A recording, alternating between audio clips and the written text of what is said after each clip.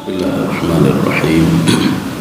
Assalamualaikum warahmatullahi wabarakatuh.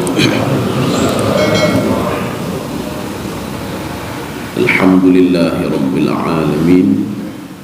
Wassalatu wassalamu ala asyrafil anbiya'i wal mursalin wa ala alihi wa ashabihi ajma'in. Raditu billahi rabba wa bil islami dina wa bi Muhammadin nabiyya wa rasulah. Rabbi shrah li sadri wa yassir li amri wahlul 'uqdatam min lisani yafqahu qawli. Allahumma ja'al jam'ana hadha jam'an marhuma wa tafarruqana min ba'dihi tafarruqan ma'suma. Kaum muslimin dan muslimat sidang jamaah subuh yang dirahmati Allah, kita sudah sampai ayat ke-7 ya, surah Abasa atau surah Abbasa. Jadi ini peringatan Allah Subhanahu wa taala itu kepada Nabi Muhammad sallallahu alaihi wasallam karena beliau memalingkan mukanya dan tubuhnya dari seorang pemuda namanya Ummu Maktum. Jadi kita lanjut ayat ke-7. A'udzu billahi minasyaitonir rajim. Bismillahirrahmanirrahim. Wa ma 'alaika alla yazzakka. Ini kalimat manfi namanya. Karena kalimat itu ada kalimat manfi, ada kalimat isbat. Jadi kalau manfi itu didahului dengan kalimat nafi. Artinya Allah ingin mengatakan begini, ini terjemahannya dulu. Wa ma 'alaika alla yazzakka. Jadi Allah itu tidak sama dengan Allah. Allah itu terdiri dari dua suku kata, yaitu an dan la. Maknanya juga tidak ya. Di awalnya sudah didahului dengan tidak, kemudian setelah itu juga tidak. Maksudnya apa? Terjemahannya begini. Kamu tidak bisa membersihkan hati orang lain. Ya, itu terjemahannya begitu. Karena nanti ada zaka itu membersihkan, zaka itu cerdas.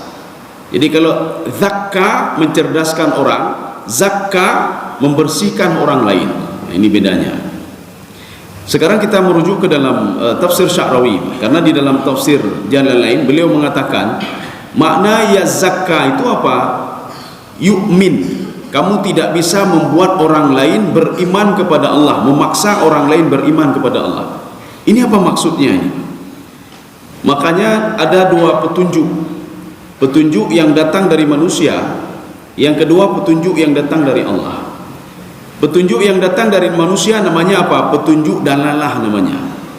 Nabi Muhammad sallallahu alaihi wasallam dan juga kita sebagai umat Nabi, kita cuma bisa memberikan petunjuk dalalah kepada saudara-saudara kita. Nabi Muhammad begitu juga cuma bisa memberikan petunjuk dalalah. Dalalah itu apa? Dalalah itu mengarahkan saja. Ketika dia wudhu tidak benar, kita arahkan wudhunya tidak benar. Ketika salatnya tidak benar, kita arahkan salatnya tidak benar.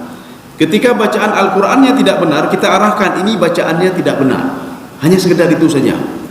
Ketika akidahnya tidak benar, kita ajarkan ini akidah saudara tidak benar. Cuma mengajarkan saja. Maka ini namanya petunjuk dalalah. Petunjuk yang kedua itu cuma dimiliki oleh Allah Subhanahu wa taala. Itu pun ada dua petunjuknya, petunjuk taufiqi, petunjuk bayani, dan petunjuk taufiqi. Bayani bagaimana Allah menjelaskan bagaimana kaum terdahulu, Allah menjelaskan bagaimana tentang sorga, bagaimana neraka, bagaimana kematian, bagaimana alam barzakh, bagaimana amal ibadahmu dibalas oleh Allah, bagaimana azab yang kau terima nanti di padang mahsyar, di alam barzakh atau di dalam neraka. Ini petunjuk bayani namanya.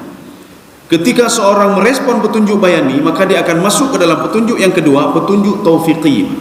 Diberikan taufik oleh Allah Subhanahu wa taala, diberikan hidayah oleh Allah Subhanahu wa taala. Apakah seorang itu beriman atau seorang itu kufur kepada Allah? Makanya Syekh Tantawi di dalam tafsir beliau Al-Wasit, apa kata beliau? Beliau mengomentari ayat ini, alaikal balagh wa alainal hisab. Ya Muhammad, kamu itu cuma menyampaikan saja. Ya, katanya binanci, kita itu mengajak orang lain cuma mengajak saja, menyampaikan saja. Wa alainal hisab. Yang menghisap itu kami, yang memberikan balasan itu kami, yang memberikan sanksi itu kami. Jadi bukan kamu. Makanya Nabi Muhammad SAW di dalam surah Ali Imran pernah ditegur oleh Allah Subhanahu wa taala ketika perang Uhud. Waktu itu Nabi Muhammad geram kali Abu Sufyan. Kenapa geram dilihat Abu Sufyan? Karena Abu Sufyan sudah mengatakan, ya Muhammad, peperangan ini dimenangkan oleh kafir Quraisy atas pertolongan Latta, Uzza, Manat. Ya, 3 Tuhan mereka. Mana Tuhan kalian, katanya, yang bisa menolong kalian? Ketika itu Nabi Muhammad berdoa kepada Allah, ya Allah, hancurkan Abu Sufyan itu, ya Allah. Ada beberapa nama yang disebutkan oleh Rasulullah. Ketika itu turunlah surah Ali Imran, laisa laka minal amri syai'un ayyatuba alaihim aw yu'adzibahum fa innahum zalimun. Bukan urusanmu ya Muhammad, bukan urusanmu untuk memberikan taubat kepada orang lain atau mengazab orang lain, fa innahum zalimun. Saya tahu mereka zalim. Kenapa? Karena Abu Sufyan juga makhlukku, kata Allah. Masalah dia zalim, nanti saya berikan azab kepada dia, saya berikan sanksi kepada dia, itu urusan saya. Yang jelas kamu itu menyampaikan saja, sampaikan saja dakwah kamu. Nggak mau dengar ya sudah, fa'alaina al-hisab. Maka kita tidak boleh ini juga pesimis dalam berdakwah. Apakah kata dakwah kali mong tun diplotun tapi naurun temayang ci. Yang keurusannya apa? Itu biar dia urusan dengan Allah Subhanahu wa taala. Ta dakwah bek pegat lagi bek main game online hai dengar ci. Biar urusan dia dengan Allah Subhanahu wa taala. Sudah kita dakwahi jangan begini bek so ilu puntung bek so nyobeknya hai dengar ci. Urusan dia dengan Allah Subhanahu wa taala. Yang jelas kita itu sudah menyampaikan. Kita sampaikan nyo hanjut untuk beradzab Allah bek temengut gop. Jangan kurangi timbangan. Hai dengar biar itu urusan dia dengan Allah Subhanahu wa taala. Makanya Nabi Syuaib kan begitu. Dia dakwahi kaumnya, jangan kamu kurangi timbangan. Apa kata kaumnya? Apa urusan kamu? Yang berdagang kami, yang untung kami, yang rugi kami. Kamu apa urusan kamu? Nabi Syuaib mengatakan nanti kalian akan diazab oleh Allah atas perbuatan kalian. Aci azab 3 orang. Coba azab. Ya, jadi mereka menantang Allah Subhanahu wa taala. Makanya Allah menyuruh kepada Nabi Syuaib, wahai Syuaib, kamu keluar sebentar. Kamu ajak beberapa pengikutmu yang mengikuti kamu, mendengarmu untuk keluar dari kampung ini sebentar. Itu namanya kampung Madian. Kampung Madian itu di mana? Dekat juga dengan Ailah. Ailah itu di mana? Di Yordania. Yordania masuk ke dalam Syam. Negeri Syam ya. Negeri terbesar, artinya negeri tempat Nabi Muhammad SAW berdagang. Negeri Syam adalah negeri yang sangat strategis. Kenapa strategis? Karena dia letaknya di tengah-tengah antara 3 benua besar. Benua Asia, benua Afrika, dan benua Eropa. Di tengah-tengah itulah Syam. Makanya perdagangan dunia waktu itu di negeri Syam. Orang yang menaklukkan negeri Syam itu adalah suku Quraisy. Ya, urang Arab. Kaum muslimin sedang jemaah dirahmati Allah. Makanya setelah keluar itu dihancurkan, kaum Madian dihancurkan oleh Allah Subhanahu wa taala. Banyak tragedi yang terjadi di negeri Syam. Jadi artinya apa? Di Yordania, di Suria juga terjadi juga di Palestina. Di Palestina ketika Allah Subhanahu wa taala menyuruh kepada Nabi Musa alaihissalam, wahai Musa, setelah kalian berada di perkampungan Tih selama 40 tahun dari kejaran Fir'aun, setelah Fir'aun tenggelam, mereka berada di perkampungan Tih 40 tahun. Sekarang masuklah ke Palestina. Sebagai wujud syukur kalian kepadaku, kata Allah, suruhlah kepada pengikutmu untuk sujud syukur ketika masuk ke negeri Palestina. Maka Bani Israel mengolok-olok Nabi Musa AS dan mengolok-olok Allah. Mereka tidak sujud kepada Allah, tetapi masuk ke Palestina dengan punggung mereka. Akhirnya mereka diazab oleh Allah Subhanahu wa taala. Rijzam minas sama. Datang penyakit aneh dari langit. Sehingga disitulah dikatakan penyakit taun pertama di dunia. Jadi penyakit taun mereka kepanasan dan dingin, tiba-tiba meninggal dunia. Itu pun ada ratusan ribu orang yang mati. Kaum muslimin sedang jemaah yang dirahmati Allah. Kita kembali kemari. Jadi artinya wa ma'alaika alla yazakka. Kamu tidak bisa membersihkan hati orang lain. Dijelaskan oleh Imam Sya'rawi, itu maksud yazakka yukaffir wa yu'min. Kamu tidak bisa mengkafirkan orang lain, berdoa supaya dia kafir tidak bisa. Kamu berupaya supaya dia itu beriman juga tidak bisa. Kamu cuma mengajak saja. Makanya salah satu teguran Allah kepada Nabi Muhammad sallallahu alaihi wasallam ketika Nabi Muhammad mengharapkan agar pamannya Abu Talib itu bisa masuk ke dalam surga dan mati dalam keridaan Allah. Allah Subhanahu wa taala menegur Nabi Muhammad, wa innaka la tahdi man ahbabta walakinallaha yahdi man yasha.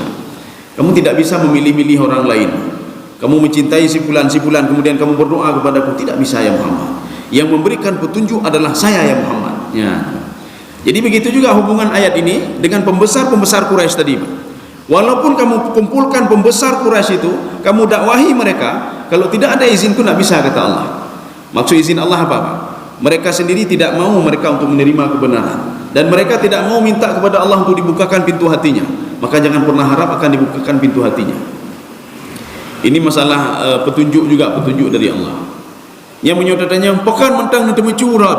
Dijawab oleh orang ini, hanatruk petunjuk dari Allah lah. Kenapa kamu tidak salat?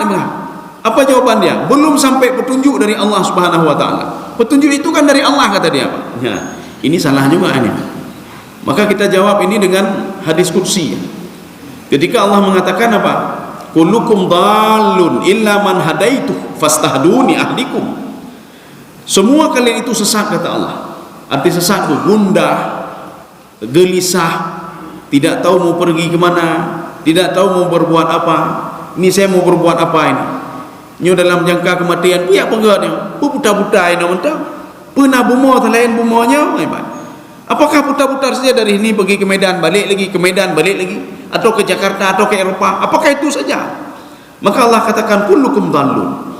Semua kalian itu hana mohot aja memang. Sedikit-sedikit sudah gelisah, sedikit-sedikit sudah gelisah. Illa man hadaitu, kecuali yang saya berikan petunjuk kepada dia. Tapi dengan syarat, kata Allah, saya akan memberikan petunjuk kepada seseorang, fastahduni, mintalah petunjuk kepadaku. Maka petunjuk itu tidak akan diberikan oleh Allah sebelum kita minta. Maka katanya abis teman talakai petunjuk, ya Allah nak petunjuk hati lun, ya Allah nak pelepang hati lun, ya Allah nak tolong lun, ya Allah memberikan pemahaman kepadaku tentang agama, ya Allah. Kenapa setiap saya baca hana mufhum tabi, ya Allah? Maka ketika lu baca lu nya hana mufhum tabi, ya Allah. Makanya disuruh apa namanya, minta doa, ya Allah berikan pemahaman kepadaku, buka pintu hatiku, ya Allah. Ya. Kita minta. Setelah kita minta, ahdikum, akan aku berikan petunjuk kepada kalian, kata Allah Subhanahu wa taala. Tapi dengan syarat petunjuk itu diminta. Lakai, jadi bukan geprek. Kaum muslimin sedang jemaah dirahmati Allah. Berarti kalimat ini namanya kalimat manfi namanya. Jadi kalimat manfi adalah menafikan. Ketika Nabi Muhammad sallallahu alaihi wasallam beliau mengira apa dengan mendakwahi orang-orang kafir Quraisy itu bisa memasukkan mereka ke dalam apa namanya keimanan semuanya, dan mereka bisa mengajak pengikut-pengikutnya. Allah mengatakan tidak bisa. Tidak bisa ya Muhammad. Petunjuk itu berasal dariku ya Muhammad. Kita lanjut. Ini ayat ini untuk siapa? Ini untuk pembesar Quraisy ini. Ya, untuk pembesar Quraisy. Ini ayat yang ke-7. Ayat yang ke-8 ini untuk Ummu Maktum. Wa amma man ja'aka yas'a. Kamu tahu enggak siapa itu Ummu Maktum itu? Ya. Kamu tahu enggak apa yang dilakukan oleh Ummu Maktum? Dia dari jauh datang kemari, yas'a. Karena ada di dalam surah Al-Qasas, satu lagi di dalam surah Yasin dengan gaya bahasa yang berbeda. Dalam surah Qasas, wa jaa'a rajulun min aqsal madinati yas'a. Ketika ada seorang laki-laki, dia itu sayang sama Nabi Musa. Karena hari sebelumnya Nabi Musa pernah membunuh suku Kipti yang bertengkar dengan Bani Israel. Ketika dilihat oleh Nabi Musa, umatnya kaum lonyo, maka dia pukullah suku Kipti itu, faqada alaihi. Makna qada alaihi, sekali pukul dia mati. Ketika itu ada orang yang sayang kepada Nabi Musa alaihissalam. Rupanya berita ini sampai kepada Fir'aun. Fir'aun mengeluarkan fatwa, fatwa Fir'aun, bunuh Musa itu. Maka ketika ketahuan bunuh Musa, ada seorang laki-laki, dia berusaha sedemikian rupa, dia mencari Nabi Musa alaihissalam, memberitahukan kabar itu kepada Nabi Musa. Ini makna yas'a di sini. Apapun yang terjadi, dia berusaha mencari Nabi Musa. Ketika ketemu, apa katanya? Innal mala'a ya'tamirunaka. Ini ada kelompok-kelompok Fir'aun itu mengejar kamu, liyaqtuluk, mereka akan membunuhmu. Satu. Gaya bahasa yang kedua, gaya bahasa yang dalam surah Yasin. Kalau tadi waja'a rajulun min aqsal madinati yas'a, kalau ini apa? Waja'a min aqsal madinati rajulun yas'a. Ya. Rajulunnya sudah di belakang. Kalau tadi ke depan dalam surah Al-Qasas, waja'a rajulun, waja'a min aqsal madinati rajulun yas'a. Ini kisah apa? Kisah seorang pemuda yang dia itu jauh sekali di pedalaman kampung ketika dia melihat Raja Zalim. Raja Zalim menolak dakwah Nabi Isa alaihissalam. Nabi Isa pertama mengirim 2 orang, fa'azzasnahu bithalithin. Kemudian dia kirim lagi 3 orang supaya raja patuh dan taat kepada mereka. Tapi raja tidak patuh juga. 3 ini dipenjara oleh raja. Padahal Nabi Musa, Nabi Isa alaihissalam mengajarkan mereka bagaimana berdakwah, dan Allah sudah memberikan kepada 2 orang ini mukjizatnya, bukan mukjizat sebenarnya, karamah ya. Hampir sama seperti mukjizatnya Nabi Isa alaihissalam, menghidupkan orang mati dan bisa menyembuhkan berbagai penyakit. Ini 2 orang ini. Tapi raja tidak yakin juga. Akhirnya apa? Datanglah seorang laki-laki yang tidak dikenal oleh penduduk dunia, tapi dikenal oleh malaikat yang ada di langit. Ketika itu dia dakwahi raja. Apa kata dia kepada raja? Kenapa kamu seperti itu? Ikutilah orang yang tidak pernah minta upah sama kamu. Akhirnya raja marah. Diambilnya pemuda ini, dibunuhnya dan dimasukkan ke dalam sumur.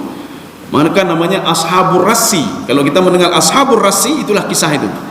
Ketika itu Allah murka sekali, Pak. Jadi makanya Allah kalau sudah mengangkat seorang sebagai wali ya, maka wali hendak perlihat pegah hadra wali ya, makanya pemuda tadi hendak pegah hailun wali Allah, hendak pegah wali Allah ya, walaupun dia orang kampung, orang biasa, dulu dia pembuat patung dan kemudian dia beriman kepada Nabi Isa alaihissalam, dia sudah diangkat wali oleh Allah. Di dalam hadis qudsi, Allah itu sangat murka sekali apabila ada seorang macam-macam terhadap walinya, menyopirnya tabu-tabu kampung ke pancu manduma, gara-gara wali dia itu diusik oleh orang lain, termasuk pemuda tadi diusik oleh seorang raja. Maka Allah mengatakan apa? Saya tidak perlu mengirim malaikat ke situ, illa sayhatan wahidatan fa idzahum khamidun. Cuma teriakan malaikat saja di langit. Maka ketika malaikat berteriak di langit, kampung itu hancur semuanya. Kaum muslimin sedang jemaah yang dirahmati Allah. Jadi ini wa amma man ja'aka yas'a. Ini artinya apa? Allah mengatakan, wahai Muhammad, Ummu Maktum datang jauh-jauh dia. Dia berusaha semaksimal mungkin dia, walaupun caranya salah, etikanya salah. Yang etika Ummu Maktum salah ya, Pak. Ketika Nabi Muhammad sedang mendakwahi orang-orang kafir Quraisy, pembesar Quraisy, tiba-tiba dia datang dan dia minta petunjuk pada Nabi Muhammad. Alimni ya Muhammad, ajarkan ke saya ilmu yang kau ajarkan kepada orang itu. Itu tidak boleh begitu. Artinya apa? Nabi Muhammad sedang memberikan ini kepada orang lain, pengajaran. Tiba-tiba dia datang dan memotong Nabi Muhammad SAW, memotong pembicaraan Nabi. Ajarkan saya sebagaimana itu, etikanya tidak ada. Maka walaupun tidak ada etikanya, Allah menjelaskan, ya Muhammad, dia datang jauh-jauh, sudah buta lagi, hana orang lagi agaknya, ingin mencari agama, tidak ada. Ingin mencari pengetahuan, tidak ada kecuali dia. Wa huwa yakhsha. Yakhsha ini kan takut ya, dalam terjemahan takut. Yakhsha itu, jadi dia ada levelnya, ada nanti al-khauf. Khauf itu takut juga, tapi takutnya masih level bawah. Ada yang di atas khauf, itu namanya al-khasyah. Khasyah itu sudah takut sekali, apapun yang dilakukan. Maka di kantor kalau dia tanda tangan sembarangan, yo kanya. Gecok atagop, yo kanya. Kekalian Pak Thiut tinggal li ke Allah, yo li ke Allah. Ingin makan haram, tinggal li ke Allah, yo li ke Allah. Ini yakhsha namanya. Tapi kalau al-khauf, khauf itu masih level-level bawah. Takut dia, bisa saja takut kepada manusia. Tetapi penggunaan khasyah itu, khasyah adalah di atas khauf. Wa huwa yakhsha, dia itu takut. Ada di dalam Al-Quran itu surah Fatir, innama yakhshallaha min ibadihil ulama. Jadi orang yang takut kepada Allah itu, itulah orang ulama, orang berilmu ya. Berarti menyuhanaya ke Allah na ilmu ya. Makanya di dalam Majmu' al-Fatawa, apa kata ini? Di dalam di situ disebutkan, setiap orang yang takut kepada Allah pasti dia berilmu, tetapi tidak semua orang berilmu itu takut kepada Allah. Ramai orang ilmu cukup je ilmu boleh itu mayang kan putan banyak ilmunya tetapi dia itu tidak mau beribadah, banyak ilmunya tetapi dia tidak takut kepada Allah Subhanahu wa taala. Tetapi orang yang takut kepada Allah dalam Majmu' Fatawa itu sudah jelas dia beriman, dia punya ilmu. Orang yang takut pada Allah sudah jelas dia punya ilmu. Kaum muslimin sedang jamaah yang dirahmati Allah. Ada juga pendapat Imam Al-Baydawi di sini, Pak, dan Imam Syaukani, Pak. Apa kata beliau? Yang dikatakan ulamanya tahu ulama, nyampe pengakuan ulama ni, Pak. Al-ulama hum ahlul khasyah. Yang dikatakan ulama itu orang yang takut kepada Allah, ya. Dan orang yang tidak takut kepada Allah walaysa bi ulama. Yang kan ulama, Pak. Yang menyuruh hanaya ke Allah, yang kan ulama, Pak. Dia tidak takut pada Allah. Mupep-pep itu menak gop ni, Pak. Artinya mupep-pep yang berarti hanaya ke Allah ni, Pak. Ngomong macam-macam, ngomong yang petakit hati gop. Kemudian ini bukti tidak takut pada Allah, Pak. Hana yakin ke orang kiamat, hana yakin ke nyau, mendalimi orang lain, berarti itu bukan ulama. Kata Imam Al-Baydawi dalam tafsir beliau dan Imam Asy-Syaukani di dalam Fathul Qadir. Makanya al-ulama itu siapa? Ahlul khasyah, orang yang takut. Dan orang yang tidak takut kepada Allah walaysa bil ulama, dan dia tidak dikatakan sebagai ulama. Dan nyo pun hana perlu perkara ulama pun ulama ni ada perkara ulama ni. Ini kan seperti yang dikatakan oleh Nabi Khidir alaihissalam ketika Allah Subhanahu wa taala ingin memberikan pelajaran pada Nabi Musa alaihissalam. Di dalam tafsir Al-Baydawi, Nabi Musa pernah mengumpulkan Bani Israel. Apa kata Nabi Musa? Man a'lamu Bani Israel? Kalian tahu enggak siapa Bani Israel yang paling malim? Dijawab oleh Bani Israel, anta ya Musa, engkau ya Musa. Ketika itu apa? Fa'ataballahu alaihi.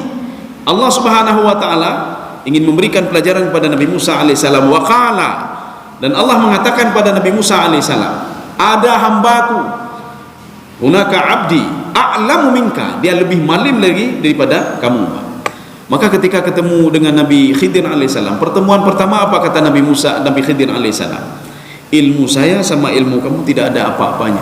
Undur, coba lihat, ada seekor burung yang sedang mematuk air, nakratun wa nakrataini, fanzur madza yabqa fi famihi. Coba lihat apa yang tinggal di mulut dia. Yang tidak masuk ke mulut dia air tadi kan sedikit yang tinggal. Begitulah ilmu saya dan ilmu kamu. Hana perlu apa jejeh doa. Ilmu Allah itu luas sekali, Pak. Ilmu Allah luas sekali. Maka kita berdoalah kepada Allah. Allahumma faqihni, ini kalau untuk pribadi, Allahumma faqihni fid din wa 'allimni ta'wil wal Qur'an wat tafsir. Ya Allah, ajarkan ilmu yang banyak sekali ya Allah. Ini direspon oleh Rasulullah SAW bagaimana? Man amila bima alima allamahullahu alaihi ma lam ya'lam. Kalau ada seorang itu dia mengamalkan ilmu apa yang dia tahu, Pak, nyampu yang gedepu ya. Uronyo gedepu cara berwudu awai salah, oh yang betul bino.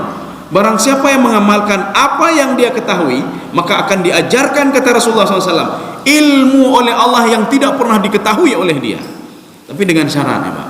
Puyang tetepu dah damaikan juga. Tetepu nyo bino hanjut dah syah, dah tinggal. Tetepu nyo wajib disuruh oleh Allah, tak pelaksanakan apa yang kita tahu. Maka dia, kata Rasulullah SAW, akan diajarkan ilmu yang tidak pernah dia ketahui. Kaum muslimin sedang jamaah yang dirahmati Allah. Kita lanjut. Ini namanya wahwa yakhsha. Wahwa itu kembali kepada siapa? Wahwa itu kembali kepada Ummu Maktum. Artinya Ummu Maktum itu dia berusaha dari rumah dia, memang etika saja yang salah. Dia ingin menanyakan sesuatu pada Nabi Muhammad SAW dan dia takut kepadaku, kata Allah Subhanahu wa taala. Lebih baik dia dibandingkan orang kafir-kafir Quraisy tadi. Makanya ada di dalam Al-Quran itu, alam nashrah laka sadrak wa wada'na anka wizrak. Dalam terjemahan diterjemahkan begini, sehingga seorang pembaca itu ketika melihat ayat itu, kok lain sekali ayat ini. Terjemahannya begini, saya angkat dosamu ya Muhammad. Nabi Muhammad berdosa ya? Apakah Nabi Muhammad berdosa? Sedangkan apapun yang dilakukan oleh Nabi Muhammad, wa ma yantiqu 'anil hawa in huwa illa wahyu yuha. Rupanya ini diungkapkan oleh di dalam tafsir Al-Ahkam. Dalam tafsir Al-Ahkam, apa kata pengarangnya? Nabi Muhammad itu tidak salah, kentalahnya. Salahnya apa? Ketika beliau, menurut pribadi beliau berijtihad, yang dilakukan oleh beliau itu benar, ketika itu rupanya salahnya. Bagaimana ijtihad beliau benar? Menurut beliau, mengajarkan orang pembesar kafir Quraisy itu lebih berfaedah dan bermanfaat dibandingkan mengajarkan satu orang buta itu. Maka inilah Syekh Ali As-Sabuni, beliau mengatakan, inilah yang dikatakan dengan warafa'na wa wada'na anka wizrak. Kamu saya ampuni ijtihad kamu yang salah tadi. Jadi bukan perbuatan Nabi salah ini salah, tidak. Ijtihadnya. Ijtihad untuk melakukan sesuatu itu menurut beliau benar, tapi ditegur oleh Allah, ijtihad kamu salah ya Muhammad. Ya. Dia bikin dia Allah keampun dosa Nabi Muhammad, pun dosa Nabi Muhammad. Sedangkan semuanya itu wa ma yantiqu anil hawa in huwa illa wahyu yuha. Semua sudah dikontrol oleh Allah. Apapun yang dia bicarakan dikontrol oleh Allah Subhanahu wa taala. Kaum muslimin sedang jemaah dirahmati Allah. Kita lanjut ya. Kalla. Ya, kita sudah pernah membahas masalah kalla di sini. Kalla itu bisa dua maknanya. Yang pertama, kalla itu bisa makna taukid. Taukid itu menguatkan. Mana contohnya? Kalla innal insana la yatgha ar-ra'ahu istaghna. Walaupun sebagian penafsir mengatakan ayat itu untuk Abu Jahal. Jadi Allah mengatakan kalla, benar kalau Abu Jahal itu dia ingkar kepadaku, kata Allah. Ada yang mengatakan ayat ini umum. Kalla innal insana la yatgha. Semua manusia itu ingkar kepadaku, kata Allah Subhanahu wa taala. Ini kalla makna taukid satu. Yang kedua, kalla itu maknanya lizajar warrada. Zajar itu apa? Yang kita perkirakan sebelumnya ditolak semua oleh Allah Subhanahu wa taala. Yang diperkirakan oleh Nabi Muhammad sebelumnya, kalau mengajarkan orang pembesar Quraisy itu lebih bermanfaat daripada mengajarkan pribadi-pribadi itu, kalla, kata Allah. Wahai Muhammad, itu tidak benar itu. Yang kamu katakan itu, yang kamu prediksi itu tidak benar itu. Ya, ini kalla. Tapi dalam tafsir Jalalain apa kata beliau? La taf'alu mithlu dzalika. Jangan lakukan lagi seperti itu ya Muhammad. Ya. Maka Nabi Muhammad setiap kejadian teguran Allah, nya naga ulang lagi. Beda model-model kita nyawa kan? Model kita nyawa tapi dah ulang. Mungkin dalam teori kata tapi dah ulang. Kadang-kadang dia tua oleh astagfirullah, lu leki maaf ya Allah. Orangnya roh lu kalian maafi orangnya, leki maaf. Orangnya lu puput lagi oleh lu leki maaf ya Allah. Artinya apa? Yang tapi yang baik. Ya. Jadi ini makna kalla di sini. Jadi kalla itu untuk mematahkan perkiraan yang diperkirakan oleh Rasulullah sallallahu alaihi wasallam. Kalla innaha tadhkirah. Kamu tahu enggak ya Muhammad? Ya, innaha tadhkirah. Jadi dakwah kamu itu, kenapa ha di sini, Pak? Karena kembali kepada dakwah. Dakwah kamu itu tadhkirah bagi orang lain. Makanya kita kan disuruh ini juga. Iqra bismi rabbikal ladzi khalaq. Sebagian orang apa? Untuk satu dinas-dinas tertentu apa? Inilah untuk kita untuk membaca, banyak membaca. Betul banyak membaca. Tetapi di dalam Imam Syaukani mengatakan, makna ikra itu ada dua. Yang pertama adalah ikra nafsak. Bacalah dirimu sendiri dulu. Kalian rawilai, Pak. Sebelum mendakwahi orang lain, coba lihat diri sendiri dulu. Ya, namanya. Sebelum kita mengajak orang lain, lihat diri sendiri dulu, Pak. Kemudian lihat diri sendiri juga, ikra nafsak. Kenapa Allah menyuruh kita membaca diri? Karena dengan membaca diri makin kita mengenal Allah, makin kita mengenal diri, dengan demikian kita makin mengenal Allah.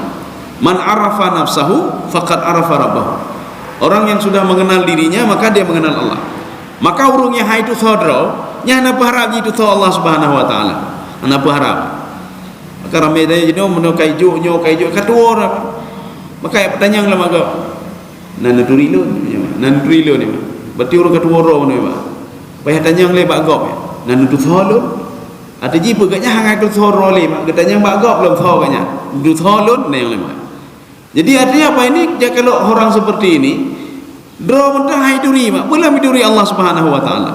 Draw mentah hiduri, Pak. Ya, ini makna ikra yang pertama. Ikra yang kedua, itla alal kutub, kata Imam Syaukani. Baca buku sebanyak-banyaknya. Faballighin nas, sampaikan dakwah kamu kepada manusia. Ya, ketika membaca sebanyak-banyaknya sampaikan kepada manusia. Maka di sini Allah mengatakan, innaha tadhkirah. Ya Muhammad, dakwah kamu itu yang keluar dari mulutmu itu adalah tadhkirah. Tadhkirah itu apa? Pelajaran bagi orang lain. Jadi tadhkirah ini bisa saja dia itu tadhkirah basyir, kabar gembira, bisa saja nadhir, kabar jelek, kabar baik, kabar buruk. Bagaimana kabar baik? seorang yang berbuat begini akan diridai oleh Allah. Menyuka diridai oleh Allah akan diberikan rahmat oleh Allah. Menyuka diberikan rahmat oleh Allah, itu tak perlu ragu lagi, Mak. Orang ini akan digiring masuk ke dalam surga oleh para malaikat. Ya, nak pelihir ini, Mak. Kaum muslimin sedang jamaah yang dirahmati Allah. Mana tadi? Ya, kalla innaha tadhkirah. Jadi bisa saja nadhir. Nadhir itu apa? Berita-berita yang menakutkan. Apakah Pak Gop? Hai, nyobek menetinggai sembayang, menetinggai sembayang binau. Kamu harus wajar zakat, jangan buat maksiat, jangan buat ini. Kalau kamu buat ini akan murka Allah dan kamu akan digiring oleh malaikat masuk ke dalam neraka. Ini tadhkirah namanya. Maka haba katanya tadhkirah saja, Pak. Tadhkirah untuk orang lain dan tadhkirah untuk diri kita sendiri. Kaum muslimin sedang jemaah yang dirahmati Allah. Makanya Al-Quran juga namanya juga az-zikr, zikr, tadhkirah. Maka kalau kita lihat di ayat lain itu, kalau disebutkan az-zikr, tadhkirah, itu bisa merujuk kepada Al-Quranul Karim. Makanya disuruh banyak baca Al-Quran sebanyak-banyaknya, baca laju. Apalagi yang mufhum arti ini. Kenapa mufhum arti? Semua dari dalam Al-Quran, dari juz 1, dari Al-Fatihah sampai terakhir, semuanya tadhkirah itu. Tadhkirah apa? Memperingatkan kita, baik itu basyir ataupun nadhir. Kaum muslimin sedang jemaah yang dirahmati Allah. Innaha tadhkirah. Maka innaha di sini adalah dakwahnya Rasulullah. Apa yang keluar dari mulut Rasulullah itu merupakan tadhkirah. Tetapi ingat kata Allah, ya nih, tidak semua orang bisa mengambil petunjuk darimu ya Muhammad. Tidak semua orang bisa mengambil tadhkirah, mengambil pelajaran darimu. Siapa saja itu? Faman syaa'a dzakarah. Yang diinginkan oleh Allah, itulah yang dapat petunjuk. Makanya seperti tadi, Abu Talib dia tahu sebenarnya petunjuk itu. Abu Jahal dia tahu petunjuk itu. Mana buktinya dia tahu petunjuk? Abu Jahal pernah mendatangi Rasulullah sallallahu alaihi wasallam. Apa kata Abu Jahal? Ya Muhammad, kalau seandainya saya masuk Islam, saya dapat jabatan apa di dalam Islam ini? Apa kata Rasulullah? Tidak ada jabatan apa-apa dalam Islam. Dalam Islamnya sama mandum, budak ngejih sama mandum di sini. Yang melebihkan kita adalah takwa kita kepada Allah. Dijawab oleh Abu Jahal, wailak ya Muhammad, celaka kamu ya Muhammad, waihak ya Muhammad, celaka kamu ya Muhammad. Sampai berapa kali diulang. Artinya apa? Kecenderungan Abu Jahal untuk masuk Islam itu ada, bukan tidak ada. Cuma apa? Cuma gengsi mendang, Pak. Setelah dia masuk Islam nanti tidak ada jabatan apa-apa. Ya, makanya kenapa orang Yahudi dan Nasrani itu diungkapkan oleh Allah dalam Al-Quran pada surah Ali Imran, Pak. Kenapa Yahudi dan Nasrani dia tahu kebenaran Al-Quran melalui Taurat dan Injilnya? Kenapa mereka tidak mau beriman kepada Muhammad sallallahu alaihi wasallam? Dijawab oleh Allah, yashtaru nabihi thamanan qalila. Dia ingin membeli jabatannya. Ya, sebenarnya dia inginkan apa? Kalau dia mengikuti Nabi Muhammad, dia nak punya jabatan apa-apa lagi. Dia akan dibenci oleh Yahudi, dia akan dibenci oleh Nasrani, maka dia nak punya apa-apa lagi. Ketika dia di Yahudi dan Nasrani, dia punya segalanya, jabatan ada, harta ada, semuanya ada. Tetapi demi harta dan jabatan tadi, yashtaru nabihi thamanan qalila, dia menjualnya dengan akidahnya, menjual jabatan dengan jabatan sedikit, kecil jabatan itu, kecil apa namanya harta itu, dijual dengan akidahnya. Jadi makanya Allah ingin mengatakan begini, jabatan kamu, harta kamu itu memberikan kebahagiaan cuma sebentar saja, mata'u ilahin. Tetapi kalau keyakinan kamu, keimanan kamu kepadaku, itu membuat kamu itu sampai selama-lamanya, bahagia selama-lamanya. Ya, ini yang hanya hidup pulih Yahudi dan Nasrani. Kaum muslimin sedang jemaah yang dirahmati Allah. Makanya kita ini baik tak ikut Yahudi Nasrani, artinya apa? Menjual harga diri, menjual harga diri demi dunia. Yang kenya ulama masuk, kalau kata Imam Ghazali, dia itu memanfaatkan akhirat dia untuk mengejar dunia dia. Ini ulama masuk namanya. Dia mau menjual harga diri dia demi yang rendah tadi. Kan rendah benar, Pak. Kan rendah, harta itu rendah. Rendah sekali jabatan itu. Kenapa? Karena cuma sebentar saja. Dia mau menjual dengan itikat dia, Pak. Maka ibu hiu meliurung lain, nyokai ibu hiu meliurung lainnya katutah nih, Pak. Yang tipulannya duno yuman, yang tipulannya duno yumnya.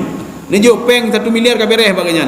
Nyanyi kan nyokai ibu hiu dan ini namanya yashtaru nabihi thamanan qalila. Harga diri kita tidak ada lagi, Pak. Kai ibu hiu ngempeng, yang tipulannya duno mentang kabereh urusan bagainya katutah nih, Pak. Kaum muslimin sedang jemaah yang dirahmati Allah. Lun kan pegah katanya ke Yahudi dan Nasrani, Pak. Jadi Yahudi Nasrani ke lagi, Pak, dalam surah Ali Imran.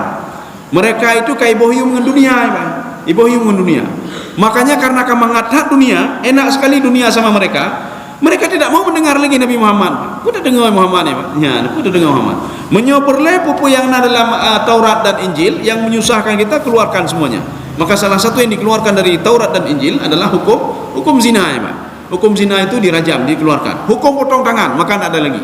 Mereka tidak senang, Pak. Kenapa? Tidak bisa bersenang-senang lagi. Tidak bisa lagi ambil punya orang lain. Maka tidak kau nyerok. Ya, Pak. Kaum muslimin sedang jemaah yang dirahmati Allah. Faman syaa dzakara. Tapi dengan izin Allah Subhanahu wa taala. Makanya kita nyoba.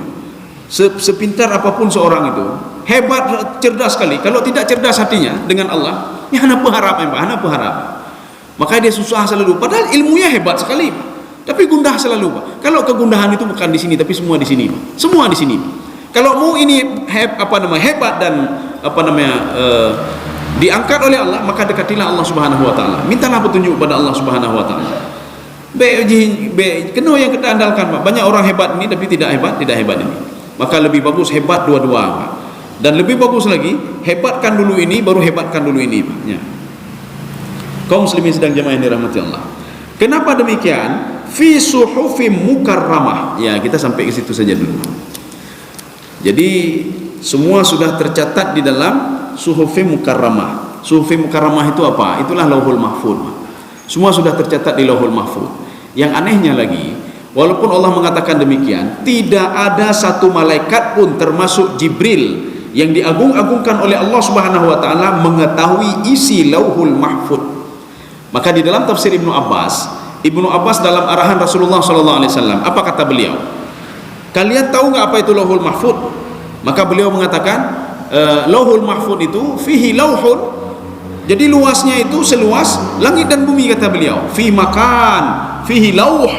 Lauh itu kalau kita lihat lauhah itu lempengan, Pak, lempengan.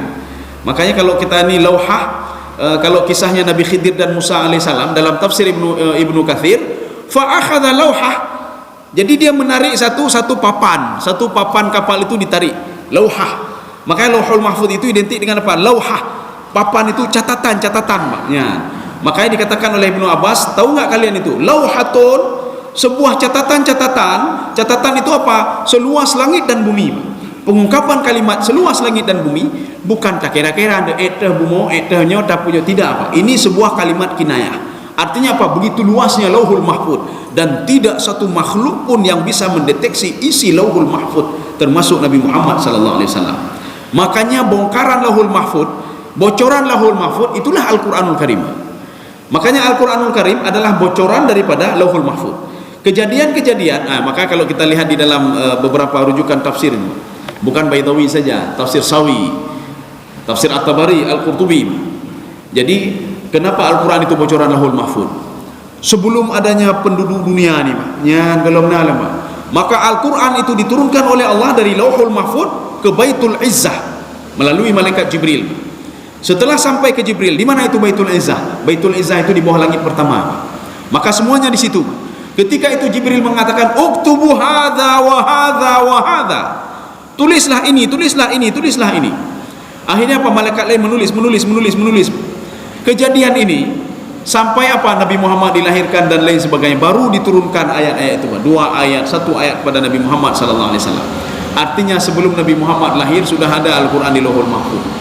Sebelum orang ini lahir sudah ada semua Al-Quran di Baitul Izzah. Karena mendum. Cuma diturunkan bertahap-tahap saja kepada Rasulullah sallallahu alaihi wasallam. Nanti ada yang mengatakan begini nanti. Lauhul Mahfuznya kata talim. Kenapa talim? Kita belum berbuat kebaikan lagi, kita belum berbuat kejahatan lagi. Tapi kenapa sudah tertulis di Lauhul Mahfuz, kita masuk ke dalam surga atau dalam neraka? Dia nak urung-urung pakai baju kan, protes. Panena lagi yang di Lauhul Mahfuz kamu tulis hinan. Kepulang dah beribadah, kamu tulis mendum. Untuk apa lagi cari rezeki? Sudah mau tulis. Yang mbak urungnya tatanya yang lebat, tatanya yang mau. Drone depu pun yang ketulis Allah deh, yang tatanya. Pun depu. Hana depu cik mah. Punya ada pun dia mudah-mudahan berdoa bahwa Allah meninggal dalam keadaan husnul khatimahnya mendam. Jangankan katanya, Pak, malaikat Jibril gemau oleh ke Allah, Pak. Jibril menangis sudah ditanya oleh Allah, "Mayu bukika ya Jibril?" Kamu kenapa menangis ya Jibril? Saya tidak tahu masa depan saya ya Allah. Artinya apa? Jibril ingin memberitahukan, saya tidak tahu isi Lauhul Mahfuz ya Allah. Ana lo depu ya Allah. Ya, Pak. Jadi makanya Jibril menangis. Kenapa kamu menangis? Saya tidak tahu apakah saya akan masuk ke dalam surga atau neraka. Sebagaimana iblis engkau laknat masuk ke dalam neraka ya Allah. Maka bertanya bin Najib, Pak. Kita nggak usah lihat ini saja, Pak. Kita lihat aja apa begini. Kalau ini kan namanya kan ilmu Allah, Pak. Kalau manusia namanya prediksi. Manusia saja setelah diprediksi oleh orang lain, dia tetap melakukan hal itu. Dah contoh. Nah, urung pengamat, urung prediksi, nyo minggu ke main bola, nyo main bola. Ikan pemainnya ini pemainnya. Pergi prediksi, panenanya 5-0 ya. Prediksi, 5-0. Dan yang baru lagi bandron 5-0. Bandung bekah 5-0, 5-0 panenahan tanggupnya 5-0. Rupanya setelah terjadi itu betul-betul 5-0, 5-0. Tetapi para pemain itu setelah dia tahu pegah 5-0 ya pegah aja 5-0, kan dia terus berusaha. Apakah para pemain itu alah kai tebak 5-0 dah main lagi ni dah kai tebak boleh 5-0 ya? Tidak, mereka tetap bermain juga. Mereka berusaha semaksimal mungkin. Walaupun kita tahu isi Lauhul Mahfuz, kita juga akan berusaha semaksimal mungkin. Nyanyi dah tepu ya. Belum ada tepu deh. Jadi artinya apa? Ada orang tidak tahu prediksi, apalagi nak tahu prediksi. Ini tahu prediksi saja, dia sudah berusaha semaksimal mungkin. Ini namanya prediksi. Dari mana orang-orang pengamat itu tahu skornya 5-0? Dari pengalaman dia sebagai pengamat bola. Kayak itu ji. Nyo tipulan main hana menang, tipulan main menang, tipulannya menang. Prediksi dia apa? Ilmu dia selama ini. Apalagi Allah. Allah sudah mengetahui betul manusia itu, Pak. Karena manusia diciptakan oleh Allah. Allah kedepunnya tipulannya, walaupun taat di jauh masjid, taatnya tak aja pijah dapat tu kelon ni. Dia akhirnya apa? Akhirnya dia akan kufur kepada kuasa Allah. Berbagai petunjuk lun purno hanci je, Pak. Hatinya terlalu ini, Pak. Maka yang membuat kita bergejolak itu bukan hati namanya, Pak, bukan kalbun, tapi ada satu lagi namanya fuad. Ya. Maka inilah bedanya kalbun sama fuad. Kalau kalbun, iman itu di dalam hati, Pak, kalbun. Tapi kalau fuad yang bergejolak, ya, maka disebutkan dalam Al-Quran itu fuad atau jamaknya afidah. Yang bergejolak di dalam jiwa itulah fuad. Seorang bergejolak untuk membayar zakat, seorang bergejolak untuk bisa salat, beribadah tengah malam, itu fuad namanya. Seorang bergejolak berbuat maksiat, harus berbuat maksiat, bergejolak jiwanya, itu fuad namanya. Maka Allah mengatakan dalam Al-Quran, inna sama'a wal basara wal fuada. Kenapa tidak wal qalba? Artinya apa? Yang bergejolak tadi akan aku mintai pertanggungjawaban, kata Allah. Kalian bergejolak berbuat maksiat akan saya mintai pertanggungjawaban, bukan saya itu begitu saja, tidak. Makanya kenapa mata roh, kenapa telinga roh, karena informasi itu dari mata dan telinga. Hati itu tidak berbuat maksiat kalau mata tidak melihat maksiat. Hati itu tidak berbuat maksiat kalau telinga tidak mendengar maksiat. Maka hati-hati kalau ada berita-berita hoax, karena berita itu bisa dilihat dan bisa didengar. Kalau ada berita-berita macam-macam yang hana betul ya, kita mau kena, yang pegang hati gejolak angka berita benar, yang pegang gejolak dah angka mata benar. Maka ketika itu kita juga berbuat maksiat. Kenapa? Karena hati sudah berbuat maksiat. Kaum muslimin sedang jemaah yang dirahmati Allah, lu rasa cukup? Ya, saya rasa cukup sampai sekian saja. Tidak usah kita buka pertanyaan atau buka satu saja boleh ya. Ya.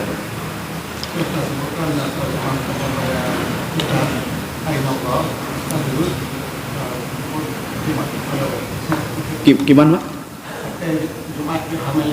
Ya. Ya. Ya, ya.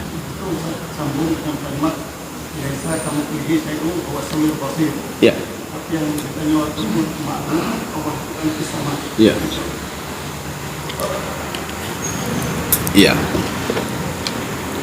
Ini di mana Allah ya, Pak? Saya takutnya begini, menyudah jauh. Allah di Sinan artinya sudah bertempat. Kalau bertempat itu manusia sudah berpikir terus, Pak. Allahnya tempat berarti sama lagi manusia, ya, Pak. Makanya Allah itu kita melanjut kepada wa idza sa'alaka ibadi anni fa inni qarib. Saya ada di mana saja. Ya, artinya apa? Tidak bertempat. Jadi ini jawab saya, Allah tidak bertempat. Kalau dikatakan memang Allah itu fis sama, memang betul. Kenapa kita berdoa ke atas? Karena arahan Rasulullah SAW. Rasulullah kalau berdoa nih, hana berdoa samping auzubillahi hana berdoa samping hana berdoa liku ya. Kemudian kenapa kita berdoa ke atas? Syaitan tidak bisa menggoda manusia dari wadah hanjir ya. Tidak bisa, dia menggoda dari samping, muka, belakang tetapi dari atas tidak bisa dia. Kenapa tidak bisa? Karena kemuliaan ketika itu manusia bermunajat kepada Allah Subhanahu wa taala. Betul memang ketika Rasulullah tampak bertanya aina Allah, Rasulullah menunjuk ke atas.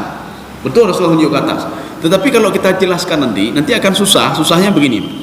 Orang awam nanti akan dia menginikan berarti Allah na tempat lah. Berarti menyuna tempat berarti kan Allah. Makanya saya jawab laisa kamitslihi syai'un. Betul Allah itu berada ketika di langit tetapi tidak sama seperti hamba. Artinya laisa kamitslihi syai'un. Allah tidak sama. Seperti di ayat lain begitu juga. Yadullah fawqa aidihim ya. Tangan Allah di atas tangan mereka. Walaupun tangan ini diterjemahkan macam-macam, ditakwilkan macam-macam. Tangan bina-bina, ditakwilkan ini kekuasaan.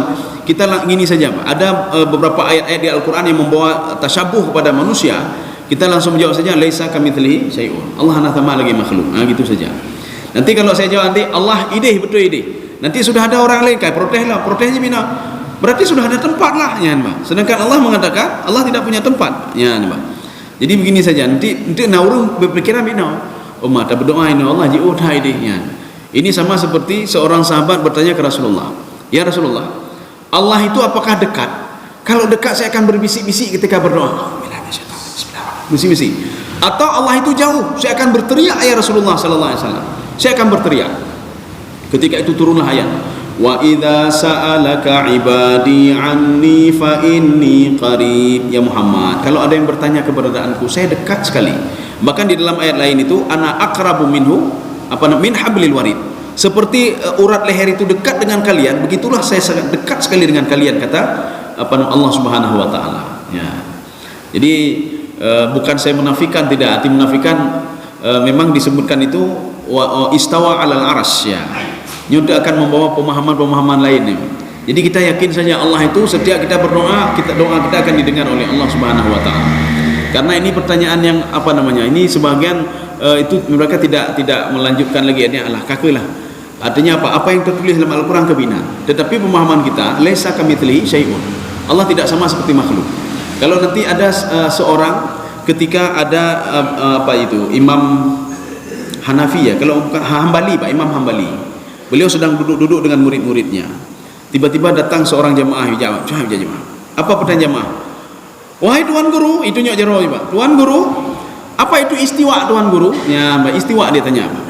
Istiwa kan apa jawab beliau? Beliau tarik nafas sebentar, kemudian beliau duduk. Apa kata beliau? Istiwa ma'ruf. Istiwa itu ma'ruf, istiwa duduknya begini, itu istiwa. Kita lipat kaki berdua begini, itu istiwa. Nah, istiwa ma'ruf. Tetapi istiwanya Allah itu majhul. Majhul apa? Tidak diketahui. Tetapi beriman kepada istiwa itu wajib.